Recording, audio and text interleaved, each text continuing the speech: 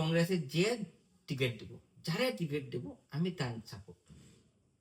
আপনার মতে বোঝা যায় যে কংগ্রেসই একমাত্র দল যে মুসলমানের রক্ষা করতো। না না না না, দেখুন কংগ্রেস একমাত্র দল মুসলমানদের আল্লাহ রক্ষা করবো।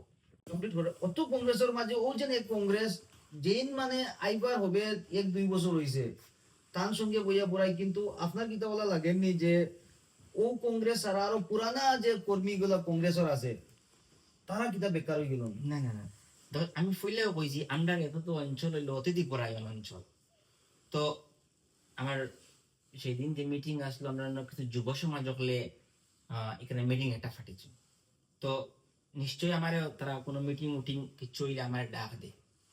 তো ওই হিসাবে আমি গেছি, নিজের গ্রুপটা প্রকাশ করছি। এখানে যাওয়ার এটা কারণ না যে আমি ডাইরেক্ট মানে আপনি ডাইরেক্টলি সাপোর্টেড না? সাপোর্টেড না, আমি কইছি সাপোর্ট, আমি ওই সময় সাপোর্ট কংগ্রেস রে বর্তমানে। যতদিন পর্যন্ত একটা ইমানদার মানুষ পৃথিবীত বাঁচিয়ে থাকবো ততদিন পর্যন্ত মুসলমানের উপরে কিচ্ছু হইতো না। হ্যাঁ, বয় জুলুম হইব, এটাও আল্লাহ হইয়া দিছেন, এটাও আল্লাহ হয়েছেন। তোমরা যখন আমার থেকে সরে দিবাই তখন আমি কিছু নাজারা তোমাদের কাছে তুলিয়া দেবো, তোমরা ঠিক হইবার লাগে। তো এটাও ইনশাআল্লাহ আজিজ আলহামদুলিল্লাহ এটাও ঠিক হইব। এটা আর ও যে তাই একটা কথা হয় আমার, আচ্ছা সেদিন একটা কথা বলে গেছি আগলা ফুরাইয়া কইস তোমরা নীতিশ কুমারের মতো হইতে লাগবো, নীতিশ কুমারের মতো আইডিওলজি হইতে লাগবো।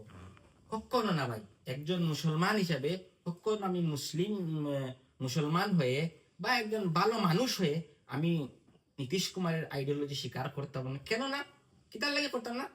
ও কয়েকদিন আগে আপনারা দেখলানি একটা হিজাব পরেই তো ডাক্তার মেয়ের তাই হিজাবটা খুলে দিয়েছেন। তখন চাই একজন ভালো মানুষ, শিক্ষিত মানুষ, মুসলমান হোক আর হিন্দু, হে কোনোদিন তার আইডিওলজিটা স্বীকার করতে পারবো নি। কিন্তু ও বিহারের মাঝেও কিন্তু সবে জানিয়েও কিন্তু নীতিশ কুমারকে জিতাইয়ে দিছে। গণতন্ত্র ভাই, এটা তো গণতন্ত্র। যারা ভোটার আছে ওরা তো মুসলিম আছে, তারা কিতা মানে প্রপার মুসলমান না নি যারা নীতিশ কুমারকে ভোট দিছে বা বিজেপি রে ভোট দেয়? না না না, এই কথা ভারতবর্ষের একটা গণতন্ত্র রাষ্ট্র, এখানে সবার অধিকার আছে খান খান ভোট দিতে। কিন্তু ওই যে কোনমুদ্দিন সাহেব বর্তমানে আগেও করছেন ডরর রাজনীতি দিয়া ভোট বৈতরণে পার হয়েছেন, এখনো ঠিক তদ্রুপ।